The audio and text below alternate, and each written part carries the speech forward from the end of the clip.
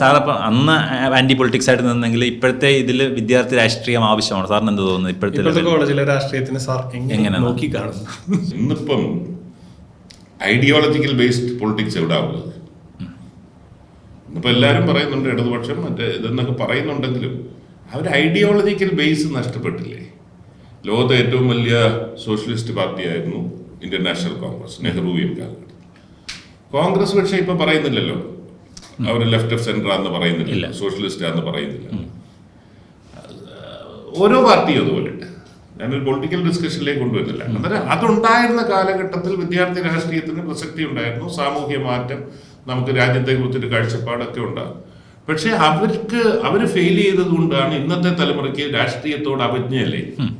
ആരും രാഷ്ട്രീയത്തിലേക്ക് വരുന്നില്ല. അവരുടെ ഇമാജിനേഷൻ ക്യാപ്ചർ ചെയ്യാൻ പറ്റുന്നില്ല നിലവിലെ പൊളിറ്റിക്കൽ സംവിധാനത്തിൽ.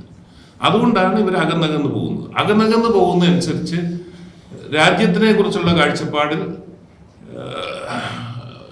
വലിയ മാറ്റം വന്നുകൊണ്ടിരിക്കുന്നു. ആ നിലയിൽ ഒരു സ്വാർത്ഥ സമൂഹം എന്ന് ചില കാര്യങ്ങളിൽ പറയാം. ചില കാര്യങ്ങൾ കാണുമ്പോൾ അല്ല, ഇന്നത്തെ തലമുറയും വളരെ പോസിറ്റീവായിട്ടുണ്ട് എന്നുള്ളത്. അന്നേരം ബേസിക്കലി അവരുടെ ഇമാജിനേഷൻ ക്യാപ്ചർ ചെയ്യാൻ പറ്റുന്ന ആശയങ്ങൾ മുന്നോട്ട് വെക്കുക.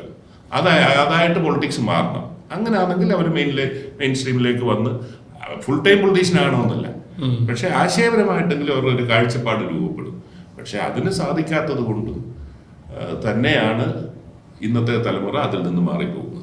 കറക്റ്റ് ആയിട്ടുള്ള ഒരു പൊസിഷനിങ് വരികയാണെങ്കിൽ, ഞാൻ ചോദിച്ചിട്ട് വേടൻ എന്ന് പറയുന്ന വ്യക്തി, ഞങ്ങൾക്കാർക്കും ഇത് അറിയില്ലായിരുന്നു. വേടനെ അറസ്റ്റ് ചെയ്തപ്പോഴാണ് ഇങ്ങനെ ഒരു ആളുണ്ട് എന്ന് പോലും അറിയുന്നത്. പക്ഷെ വേടൻ ഒരു പരിധി വരെ വേടന്റെ സംഗീതത്തിൽ കൂടെ ഇമാജിനേഷൻ ക്യാപ്ചർ ചെയ്യാൻ പറ്റിയില്ലേ? അന്നേരം പുതിയ നിങ്ങളുടെ ജെൻസി എന്ന് പറയുന്നവരുടെ ആ കാഴ്ചപ്പാടിനനുസൃതമായി പൊളിറ്റിക്കൽ പാർട്ടീസിന് മാറാൻ പറ്റുന്നില്ല. അതുകൊണ്ട് റെലവെന്റ് അല്ലാതാകും.